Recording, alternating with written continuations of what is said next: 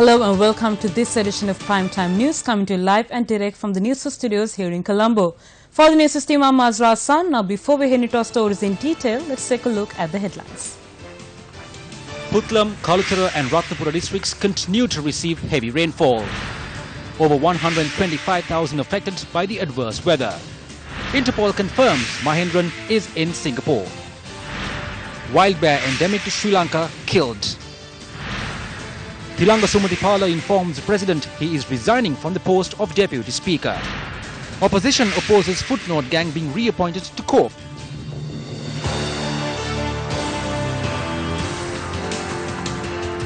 Now for a comprehensive report on the prevailing weather condition in the country, let's now cross over to Newsfirst Charlene Benedict from the newsroom. Charlene? Thank you very much, Azra. Now, as you all know, a disaster situation has battered our country. We've been receiving heavy rainfall followed by landslides and other natural disasters triggered by this rainfall that the country is receiving. Now, as mentioned in the headlines before, over 125,000 people have been severely affected by this inclement weather. Of course, the Puttalam, Kaluthara and Ratnapura districts were the worst affected districts. Now, these districts were affected by disasters including floods and landslides. The number of lives lost stand at 13. Let's take a look at a few incidents that took place owing to the inclement weather conditions that have affected the country. A minor flood situation was experienced in the suburbs of Colombo. Newsfirst visited a few areas today to experience the situation. Here in Hendala, torrential rain has just stopped. However, as you can see, the side effects are still taking place. People are currently suffering with ankle-deep water due to the drainage system that has not been implemented properly. A heavy downpour today inundated many areas including Kolonnawa, Vellampitiya, Velewatta and Kalani Nadigama. Many who were displaced have been sheltered at the Kotuwila Gamini Vidyalaya. In addition, the Megoda Kolonnawa, Kahagawatta, Sedawatta and surrounding areas were underwater. The Paranavatta area in Wattala was flooded following heavy rains, and 300 displaced families have been sheltered at the Kerolapitiya Vidyaloka Vidyalaya.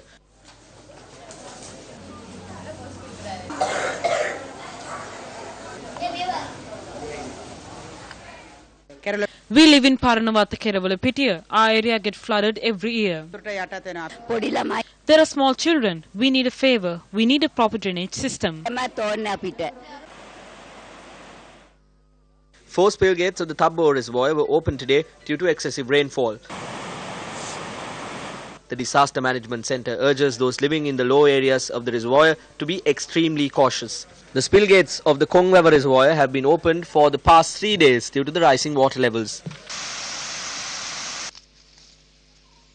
The elephant fence set up across the Kongwava village was destroyed by the gushing waters. In addition, the elephant fence set up at the Tabbo Reservoir was completely submerged.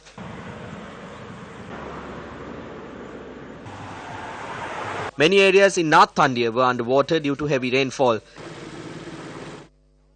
This resulted in the Madampe-Topua main road being inundated in several areas and disrupted the movement of traffic. The Sri Lanka Navy rescued 3 young men who were washed away by gushing waters in the Madampe area on the Chilao-Colombo main road.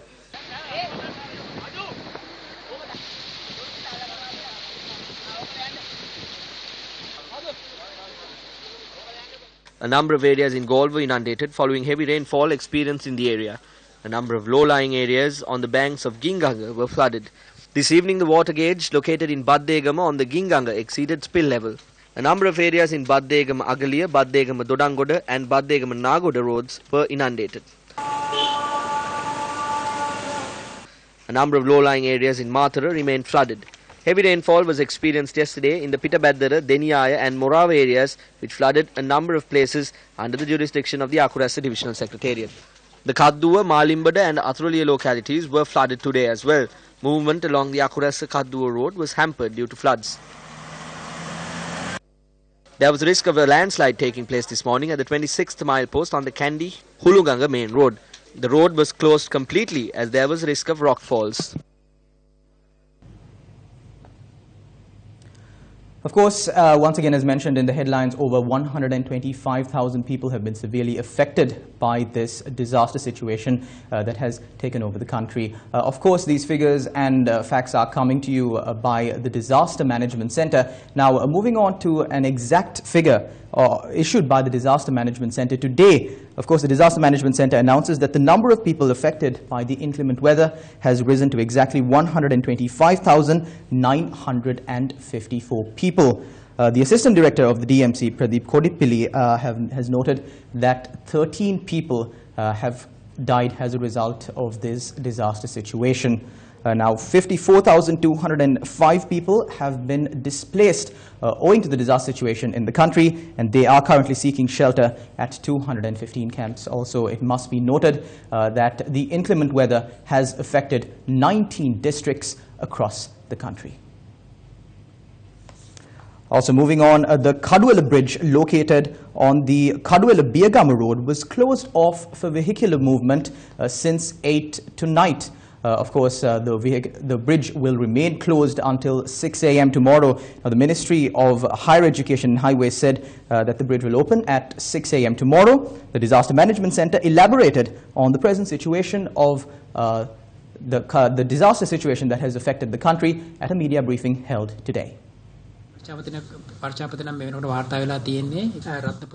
The highest rainfall was reported from Ratnapura, which is 33.4 millimeters. Rain can be expected in the southwestern part of the country. In addition, showers or thunder showers will occur at times in the western, southern, Sabaragamur, central and northwestern provinces. Moreover, showers or thunder showers will occur in Jaffna, Mena and Mullaitivu districts in the morning. Heavy falls of about 100 to 150 millimeters can be expected at some places. When there are thunder showers in the sea areas, the wind speeds can increase up to 70 to 80 kilometers per hour. This situation will prevail until the 26th.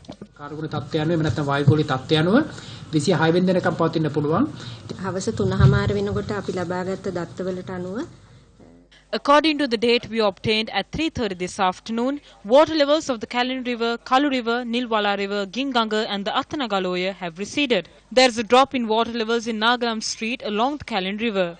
However, there is a minor flood situation in the area. There is a minor flood situation in the Millakanda and Ellangave areas in Ratnapura as well as in the Angruathot area. Water levels are gradually receding in the Nilwala River from the Akurasa area and the Ginganga from the Baddegam area. However, we must be cautious over the situation.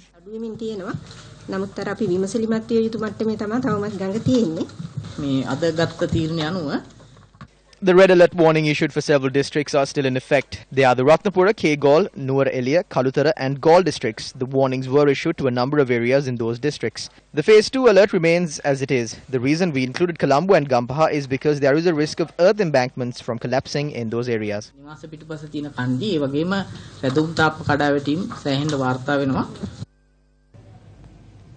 Now, welcome back to the News First Weather Center. We at News First have kept you constantly updated about the inclement weather that has affected the country, and we will continue to do so. Now, as you can see, the southwestern monsoon winds are flowing towards this direction, and the areas including Colombo and the southwest part of the country is the area that has been highly affected by this.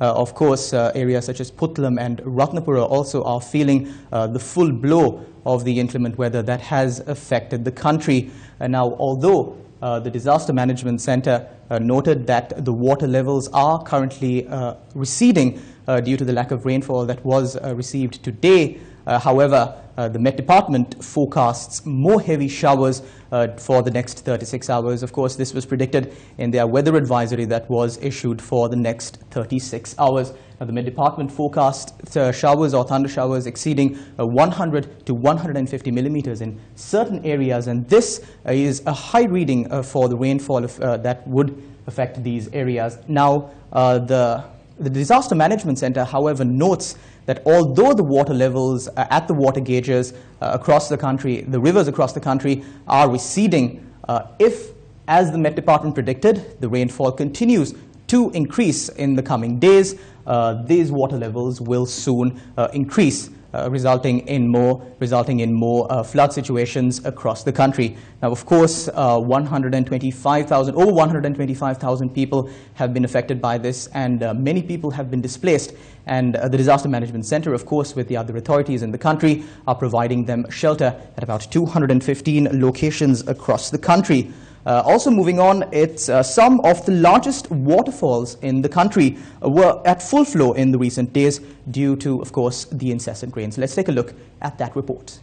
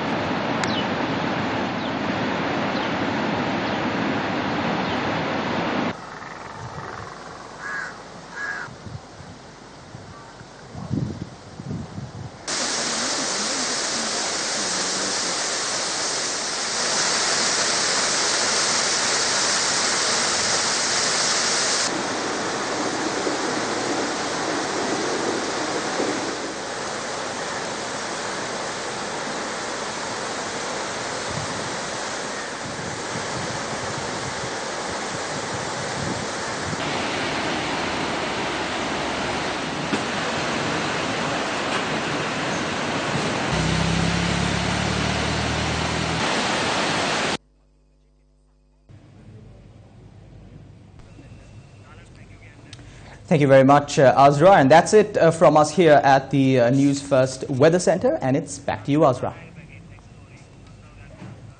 Thank you, Shalan, for bringing us the latest situation of the weather in the country. Now moving on to more local news. Newly appointed national organizer of the United National Party, parliamentarian Navin Dissanayake, assumed duties at the party headquarters at Sirikotha earlier today. Prime Minister Ranil Wickremesinghe and a number of party stalwarts attended the event. It is our duty to make the party victorious. Similar to how we did it in 77, we have faith because we can do it again. If not, we will have to face serious consequences. Ours is a major political party in Sri Lanka. All of us must come together and work on one agenda.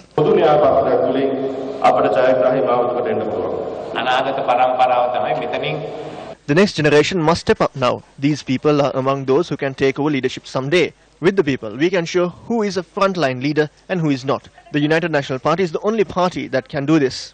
Not 2020. We can remain in power until 2030. The new faces of the Pohod tour are some former military servicemen. They plan to bring back their regime. Show me a poster with the face of one MP. Regardless how much they shout, they are trying to bring back the Rajapaksa regime that was rejected by the people. The media that appears on behalf of these people will be done by then.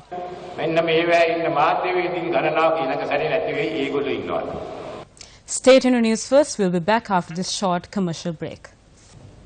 Welcome back to the news. Now, due to the prevailing weather condition in the country, Sirasa Shakti Sahana Yatra was launched. Now, Shalan Benedict, what can you tell us about the latest development of the Sirasa Shakti Sahana Yatra that we launched? Now, of course, in response, moreover, to the inclement weather condition that has affected the country, the general public of Sri Lanka got together once again, leaving aside all differences, and contributed generously to the Sirasa Shakti Sahana Yatra. Now, as promised, we embarked on a quest to deliver these aid items to the much-needed people who are suffering from the inclement weather conditions. Of course, the convoys carrying this large quantity of aid that was contributed by you, our viewers and listeners out there, the general public of Sri Lanka who cares about their brothers and sisters. We packed these up in lorries, in convoys. 2 convoys left the head office of the capital Maharaja organization this morning, and they were headed to Ratnapura and other areas affected by this. We're now joined by our correspondents who were on these convoys with the latest news. Relief items donated by the general public were being collected until dawn today at 3 collection points which were set up at the head office of the Capital Maharaja Organisation Limited in Braybrook Place, Colombo 2, Stein Studio Complex in Ratmalana and the Depanama Studio Complex.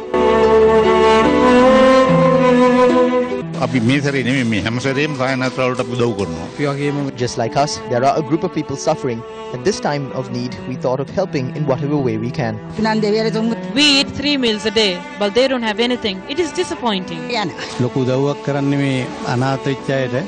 I felt sad because I couldn't do much. So I went to a few houses and got relief more than I expected. So I'm happy. Sirasa will be blessed. There is no point in just staying at home. You have to help when the people are in trouble.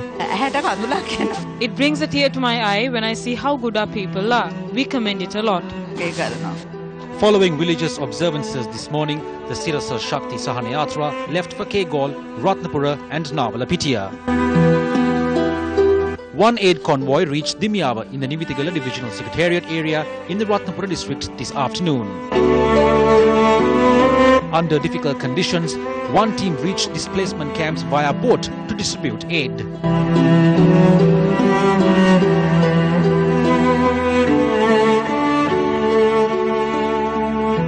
So we're in Ratnapura today, and according to the information received, 195 families are living here and 90 families have been affected by the floods and landslides. So we are here today to distribute all the goods which was donated by the general public to Sahana Yatra.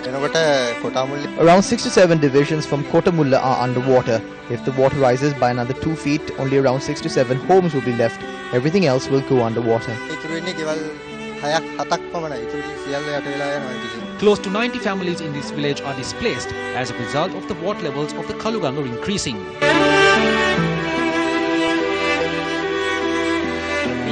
It's been 3 days since it started flooding. May they be blessed for remembering people like us. A week before the floods hit, Sirasa Gamada conducted a program at the Dimyawa junction where everyone was educated. This helped our village a lot. As this was the first time anyone had reached the Dimyawa village with aid, locals in the area presented their issues to the Sahana Yatra team.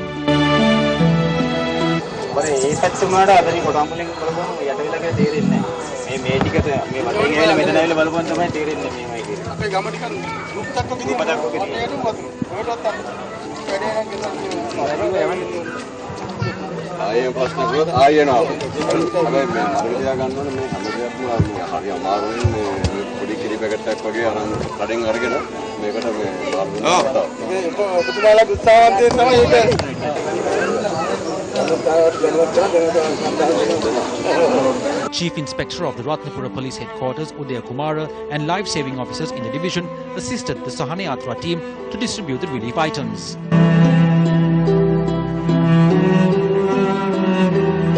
These are residents of the Levala estate in Bulat Kohopitiya of the Kegol district who have been displaced due to the threat of landslides.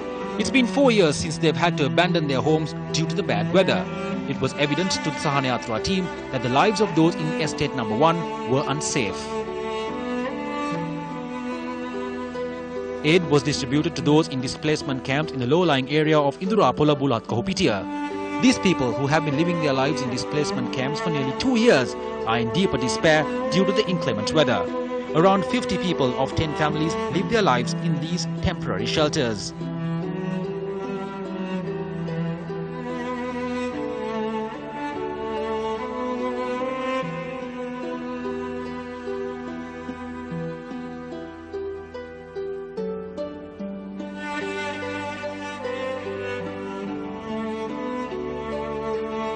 Meanwhile, the general public and various other factions continue to donate dry rations at the Newsfirst head office in Colombo today as well.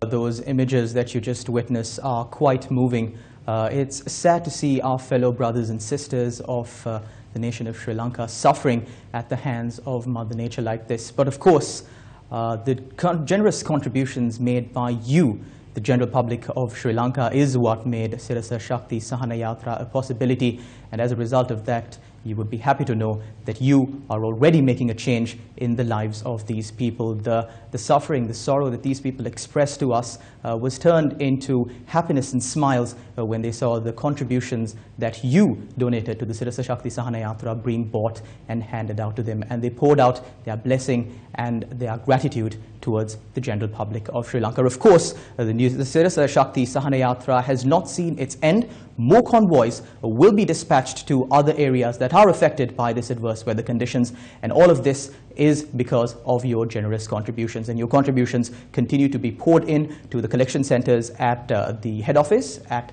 Babe Ruth Street, Colombo 2, the Department Studios, and also the Stein Studios in Ratmalana. We will now take a short commercial break. Don't go anywhere. Stay tuned for more news on the other side.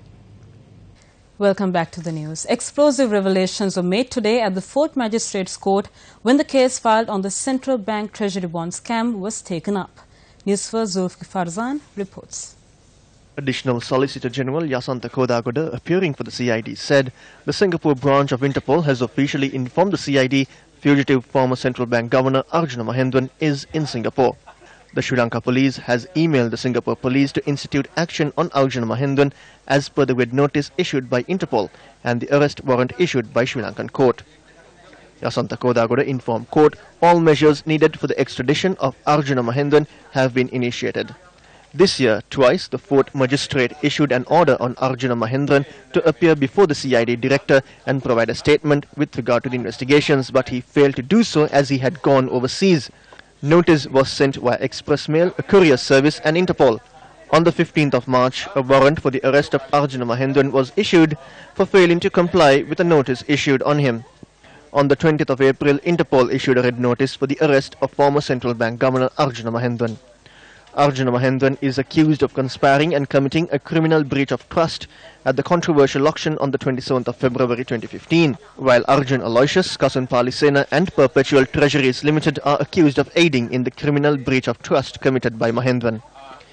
Producing a progress report, the state pointed out a money trail from Perpetual Treasuries that was funneled through two of its associate companies, Walt and Rowe Associates and W.M. Mendes and Company Limited. The state said on one occasion a parliamentarian had given a cheque issued by Walt and Rowe Associates to a police officer and the officer had encashed the 1 million rupees and handed it back to the MP. It is now reported the MP in question is Dayasri Jayasekara. However, the CID notes they will be investigating further to ascertain if the monies were illegally generated by Perpetual Treasuries Limited and disposed to third parties. Another occasion was when a courier from Certis Lanka was given a cheque issued by W.M. Mendes and Company to be encashed and his instructions were to hand over the money to a person seated in a Defender SUV at the car park of the particular bank. The state stressed they have no issue over the legitimate business conducted by this independent service provider. Court issued an order on Certis Lanka to issue details of services provided to Perpetual Treasuries Limited, Walt and Rowe Associates and W.M. Mendes and Company Limited. An order was issued on the Lanka Financial Services Bureau Limited to provide all PTL secondary market transaction details for the investigations to verify if these transactions were physically documented by PTL and the same was fed into the RTGS system at the central bank. Jeffrey Aloysius, the chairman of the Perpetual Group, was issued notice to assist the detectives to ascertain PTL documents from their Parkland building office in Colombo 2.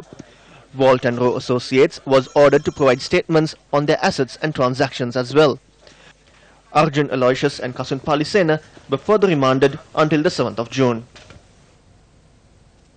A summit titled From Millennium to the New Era, Jointly Build the Belt and Road and Embrace the Sri Lankan Dream was held in Colombo yesterday. The event saw the participation of the Chinese ambassador to Sri Lanka.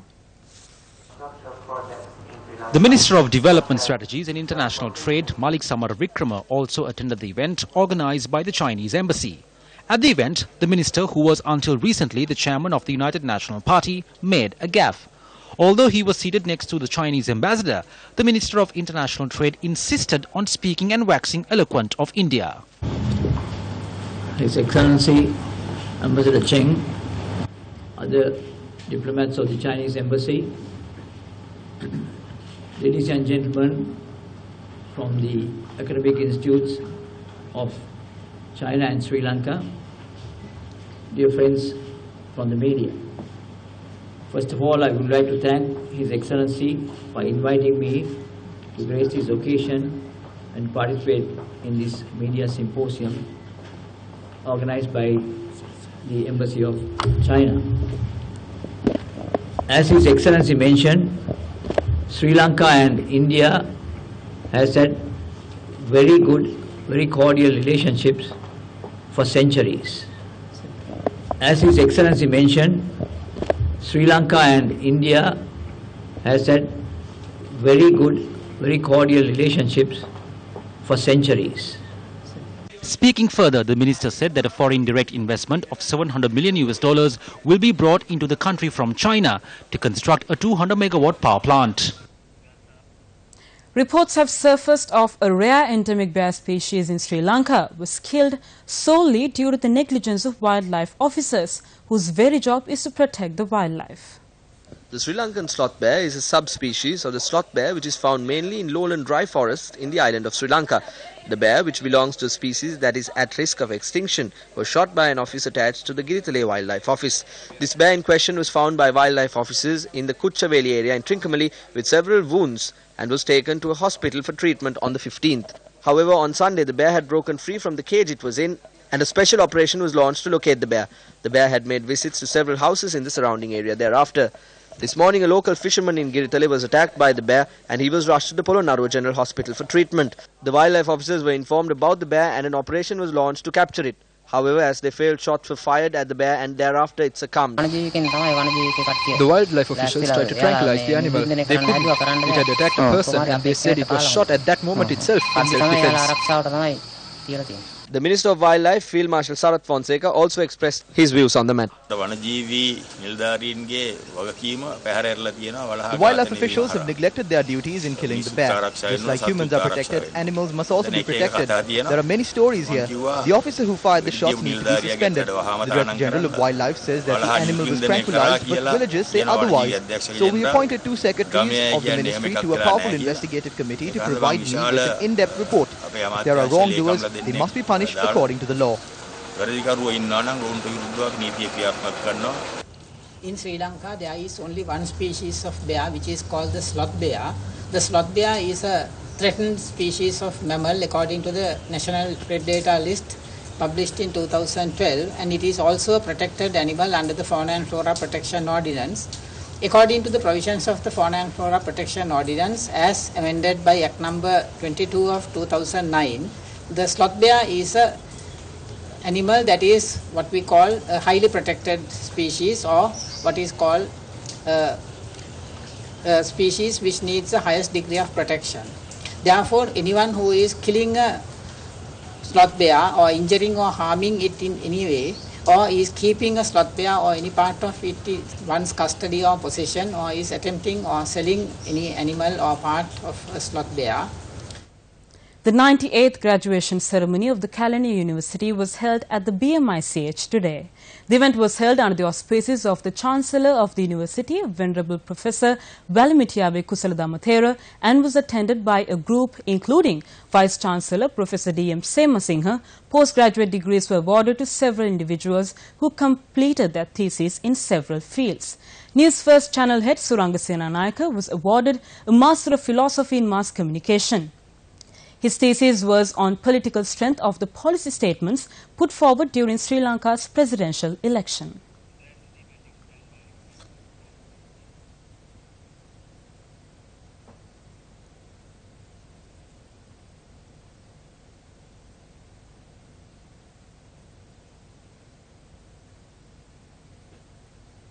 And that's a wrap of Primetime News. For the Newsfirst team, I'm Mazra Hassan. Thank you for joining us. Take care and good night.